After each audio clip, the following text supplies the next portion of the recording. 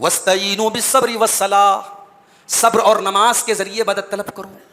جب تمہیں یہ لگے کہ ٹینشن اور پریشانیاں تمہارے اوپر آئی ہیں، اپنے نبی کی سنت کو ادا کرو، مسجد میں آؤ اور اللہ کی بارگاہ میں سر جھکا دو اور اللہ کے آگے فریاد کرو، اللہ میں بہت ٹینشن میں ہوں، میں بہت تکلیف میں ہوں.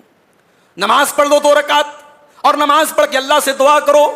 اللہ کے نبی کے بارے میں اما عائشہ فرماتی ہیں اذا حزبہ امر صلی، جب اللہ کے نبی کے اوپر کوئی پرابلم آتی تھی، کوئی ٹینشن آتی تھی، کوئی پریشانی آتی تھی، اللہ کے پیارے نبی نماز میں کھڑے ہو جاتے تھے. آج کا مسلمان بہت ساری پرابلم میں گھرا ہوا ہے، بہت ساری ٹینشن میں گھرا ہوا ہے اور وہ نماز ایک ٹائم کی نہیں پڑھتا ہے. میرے پیارے بھائی، تیری ٹینشن کا علاج تو تجھ کو بتا دیا گیا، تیری پرابلم کا سولوشن تو تجھے بتا دیا گیا. آ جا تو نماز کی پابندی کر لے، تیری ساری پرابلم انشاءاللہ سالو ہو جائیں گی، سارے مسئلے حل ہو جائیں گے اگر ہم نماز کی پابندی شروع کر دیں. اللہ نے فرمایا وَاسْتَعِينُوا بِالصَّبْرِ وَالصَّلَاةِ، صبر اور نماز کے ذریعے مدد طلب کرو. وَإِنَّهَا لَكَبِيرَةٌ إِلَّا عَلَى الْخَاشِعِينَ، اور یہ نماز بڑی بھاری چیز ہے، بڑی بھاری چیز ہے. نماز کوئی آسان چیز نہیں ہے. بستر چھوڑ کے مسجد میں آنا، کاروبار چھوڑ کے مسجد میں آنا، گرمی کی پرواہ نہ کرنا، سردی کی پرواہ نہ کرنا، ہر موسم میں مسجد میں آنا، یہ نماز بڑی بھاری چیز ہے. مگر کس کے لیے؟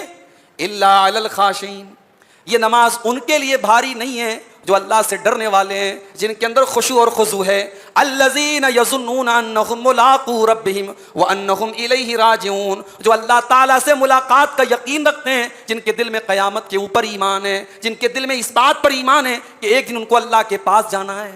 قیامت کے اوپر جتنا ایمان آپ کا مضبوط ہوگا اتنا ہی آپ کے دل میں خشوع اور خضوع پیدا ہوگا. اگر آپ یہ چاہتے ہیں کہ آپ کی نماز میں خشوع اور خضوع پیدا ہو تو قیامت کے اوپر اپنے ایمان کو مضبوط کیجئے. جتنا قیامت کے اوپر آپ کا ایمان مضبوط ہوگا اتنا خشوع اور خضوع آپ کا نماز کے اندر پڑے گا.